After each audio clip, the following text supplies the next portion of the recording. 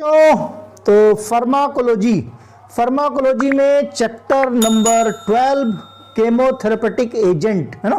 तो chemotherapeutic agent में हमने प्रीवियस लेक्चर नंबर 1 में पेनिसिलिन देख लिया था। लेक्चर नंबर 2 में हम देखेंगे सेफेलोस्पोरिन। छोटे छोटे से बना के चलेंगे, ठीक, ताकि एक एक टॉपिक आप तक अच्छे से डिलीवर हो जाए।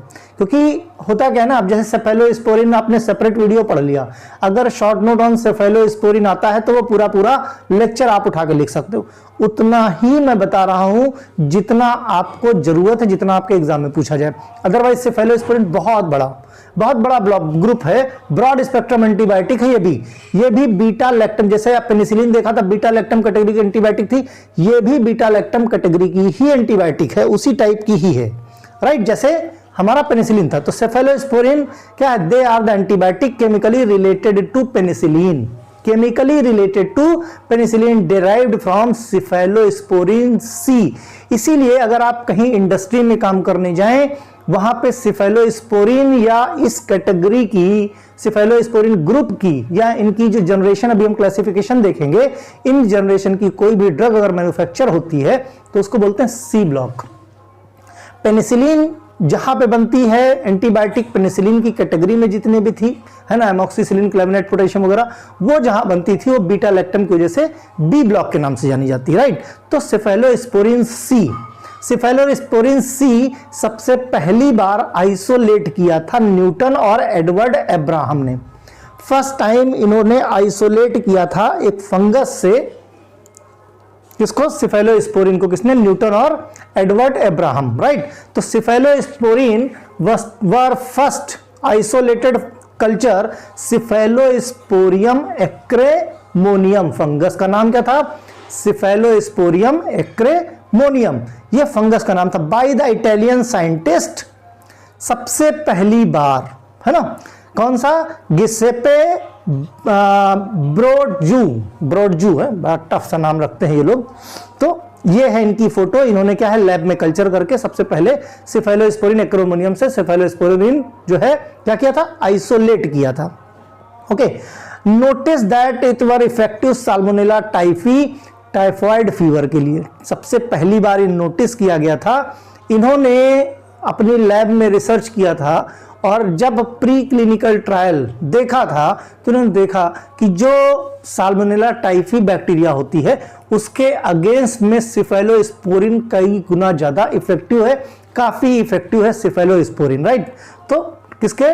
टाइफी, है ना, साल्मोनेला टाइफी। अगर हम सिंपली क्लासिफिकेशन की बात करें तो कुछ बुक्स में 4th जनरेशन तक दिया है, कुछ बुक्स में 5th जनरेशन तक दिया है, कुछ जो अभी रिसेंट लेटेस्ट आ रही हैं, कुछ ड्रग्स ऐसी हैं जो 6th जनरेशन की हैं, बट आपके सिलेबस में 5th जनरेशन तक सफिशिएंट है, इतना पढ़ लो। ड्रग्स नंबर ऑफ मैंने थोड़ी सी ज्यादा इंक्लूड इसलिए की हैं कि एमसीक्यू में इसकी ड्रग्स पूछ लेते हैं कि ये ड्रग किस जनरेशन की है, तो उसके लिए मैंने एक तरीका निकाला है कि शायद आपको याद हो जाए। देखो फर्स्ट जनरेशन की जो, देखो वैसे तो तुमको याद करनी है ना, 2-2, 3-3 ड्रग हर जनरेशन की याद कर लो, तुम्हारा काम चल जाएगा, राइट। लेकिन अगर एमसीक्यू में पूछ लिया जाता है किस जनरेशन की है तो वहां पे कंफ्यूजन होता है। तो सब कुछ तो नहीं एक्सप्लेन किया जा सकता, लेकिन थोड़ा सा तरीका है। जो फर्स्ट जनरेशन है उसमें FA या PHA फा, इस तरह का एक प्रोनाउंसिएशन पूरे उसमें होता है। जैसे सेफा क्या है? सेफाजोलिन, है ना, सेफा, फिर सेफाड्रॉक्सिल, फिर सेफा PHA, सेफालैक्सिन, फिर सेफालोथिन, फिर सेफाप्रिन, राइट। नेक्स्ट है सेफ्राडिन, मींस सेफा या सेफा, इस तरह का प्रोनाउंसिएशन जब निकलता है, ठीक, या स्पेलिंग में FA या PHA मिलता है तो हम एक अंदाजा लगा सकते हैं। देखो ये तुक्का है, याद करने या कहीं पे एमसीक्यू करने का एक छोटा सा तरीका है। हो सकता, देखो मैंने बताया ना, जुगाड़ जो है जब तक ना हो जाए तब तक वो जुगाड़ रहता है। तो एक तरीका है जिसकी वजह से, जिस तरीके से आप जो है कामयाबी पा सकते हो पता लगाने में कि फर्स्ट जनरेशन है कि सेकेंड जनरेशन। सेकेंड जनरेशन क्या है? सेकेंड जनरेशन मिक्स्ड होती है। इसका जो है, जैसे देखो सब कुछ इसमें सेफोक्सिन, सेफोटिटैन, सेफमेटाजोल, सेफ्रोजिल, सेफाक्लोर और सेफिरॉक्सिल। मींस क्या है, कुछ खास इनका निमोनिक्स बन नहीं पाया, इसको आपको याद करना पड़ेगा। थर्ड जनरेशन में ओन, टेन और ईम इस तरह का प्रोनाउंसिएशन निकलता है। जैसे सेफ्ट्रीएक्सोन 1 आया ना, ओन, फिर सेफ्टीब्यूटेन, ब्यूटेन आया, ब्यूटेन, बाकी जितने हैं वो ईम वाले हैं। सेफ्टाक्सीम क्या है, सेफ्टाक्सीम, सेफ्टाजिडीम, सेफपोडोक्सीम, है ना, और सेफिक्सीम, ये क्या है, जहां पे ईम लग जाए वो थर्ड जनरेशन। मीन्स एक तरीका है कि शायद इससे तुमको कुछ मदद मिल जाए, हो सकता है एग्जाम में तुक्का बैठ जाए। कुछ हैं जैसे सेफडिनीर, मोक्सालेक्टम, ये भी थर्ड जनरेशन की ड्रग्स हैं। फोर्थ जनरेशन में पी जरूर आएगा बीच में, जैसे सेफेपीम, सेफेपिरोम, है ना, तो पी आया बीच में, सेफेपीम, सेफेपिरोम, ठीक है। फिफ्थ जनरेशन की बात करें तो रोल आता है बीच में, जैसे सेफ्टारोलीन, सेफ्टोबिप्रोल, मींस रोल आ रहा है ना प्रोनाउंसिएशन में। तो देखो याद करने में तो बहुत मदद ये तुम्हारी नहीं कर पाएगा, लेकिन जहां पे एमसीक्यू आएगा वहां पे अगर इसको क्या है 2-4 बार पढ़ लोगे तो याद भी हो जाएगा। लेकिन एटलीस्ट एमसीक्यू में तुम्हें आइडेंटिफिकेशन, इस पे मैं टेस्ट सीरीज बना के एवी केमिस्ट्री क्लासेस के एप्लीकेशन पे अपलोड कर दूंगा, ठीक, तो उससे तुमको याद हो जाएगा कौन किस जनरेशन की है। 8-10 क्वेश्चन इसी में डिजाइन कर देंगे, 8-10 बार उसको याद लगा लेना, बड़े आराम से आपको याद हो जाएगा, राइट। तो नेक्स्ट बढ़ते हैं, इसमें एडवर्स इफेक्ट। एडवर्स इफेक्ट क्या है, अगर आईएम का इंट्रामस्कुलर दिया जाता है सेफेलोस्पोरिन तो बाद में पेन होता है। बहुत सारे ऐसे इंजेक्शन होते हैं जो इंजेक्शन लगने के बाद पेन होता है, तो डॉक्टर्स क्या बोलते हैं, सिकाई कर, स्वेलिंग आ जाती है या पेन होता है तो सिकाई कर लेना, कभी आइस से कभी गर्म पानी से, है ना। डायरिया हो जाता है due to alteration the gut aetiology. Gut ecology, irritative effect more common with the oral drugs. अगर हम ओरल ड्रग्स लेते हैं तो क्या है, ओरल ड्रग्स गट की इकोलॉजी चेंज कर देता है, मींस एंटीबायोटिक है। जो गट में आपके जो बैक्टीरिया हैं जो फूड को डाइजेस्ट फर्मेंट करने का काम करते हैं, वो बैक्टीरिया को ये मार देता है। इसीलिए एंटीबायोटिक जब भी ज्यादा खाते हैं लोग तो क्या है, उनको पेट से रिलेटेड दिक्कत हो जाती है। क्यों? क्योंकि जो हेल्दी बैक्टीरिया, भाई एंटीबायोटिक का काम है वो अगेंस्ट बैक्टीरिया काम करता है, इसमें सेलेक्टिविटी बहुत कम ड्रग्स में होती है, उनको जो चाहे अच्छा बैक्टीरिया चाहे बुरा बैक्टीरिया वो मार ही देते हैं, राइट। हाइपर सेंसिटिविटी रिएक्शन, अगर किसी को कोई पेशेंट सेंसिटिव है सेफेलोस्पोरिन से तो उसको क्या है, रैसेज हो सकते हैं, एंजियोडेमा, अस्थमा, आर्टिकेरिया जैसी प्रॉब्लम उसको हो सकती है ये दवा खाने के बाद। नेफ्रोटॉक्सिसिटी हो जाती है, लो ग्रेड की नेफ्रोटॉक्सिसिटी हो जाती है सेफेलोस्पोरिन की ड्रग खाने से, है ना। मींस क्यों? क्योंकि उसको निकलना किससे है भाई, एक्सक्रीशन तो किडनी से होना है, नेफ्रॉन से ही होनी है, तो ज्यादा खाने से किडनी खराब हो जाती है, राइट। तो कभी भी एंटीबायोटिक इसीलिए कहा जाता है कि लिमिटेड समय के लिए खाना चाहिए, नहीं तो बहुत सारी समस्याएं बॉडी में हो जाते हैं। ब्लीडिंग अकर सेफेलोस्पोरिन, सेफ्पेराजोन और सेफ्ट्रियोक्सोन, है ना, इन ड्रग की वजह से क्या है, गट में ब्लीडिंग चालू हो जाती है, अल्सर कॉज कर देते हैं कई बार, राइट। न्यूट्रोपेनिया और थ्रोम्बोसाइटोपेनिया जैसी प्रॉब्लम हो जाती है इस ड्रग को लेने से। इसके side effect, disulfiram like interaction with alcohol has been reported.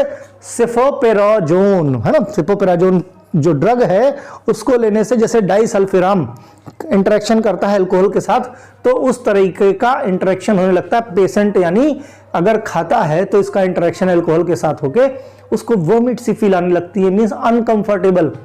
इसीलिए तो जो लोग अल्कोहलिज्म होते हैं उनको डाइसल्फिराम देते हैं, क्योंकि डाइसल्फिराम अगर उन्होंने ले लिया तो अल्कोहल पी ही नहीं सकते, क्योंकि उनको जो है वोमिट सी फील होने लगेगी, बहुत डिस्कंफर्ट हो जाएगा। वैसे ही बॉडी के साथ एक्शन होता है सेफोपेराजोन का, है ना। तो ये सारे एडवर्स इफेक्ट हैं किसके, सेफेलोस्पोरिन के।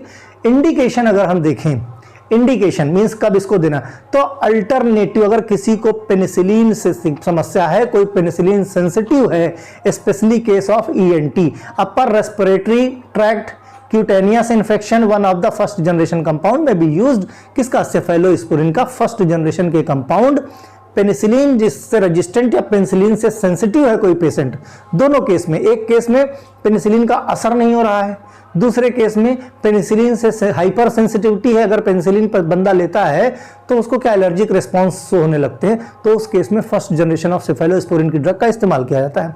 Respiratory urinary soft tissue infection, अगर कहीं रेस्पिरेटरी ट्रैक्ट का इन्फेक्शन है, चाहे अपर हो चाहे लोअर हो, यूटीआई इन्फेक्शन हो, किसी टिश्यू में इन्फेक्शन हो जाए, बैक्टीरियल इन्फेक्शन हो गया, तो वहां पे क्या करते हैं हम, जो है सेफेलोस्पोरिन ड्रग्स देते हैं, स्पेशली सेफिरोक्सिम, सेफोटैक्सिम, सेफ्ट्राइएक्सोन, है ना, ट्राइएक्सोन और प्रोफेडमिन्स, ये ड्रग्स दी जाती हैं अगर इस तरह की समस्या होती है।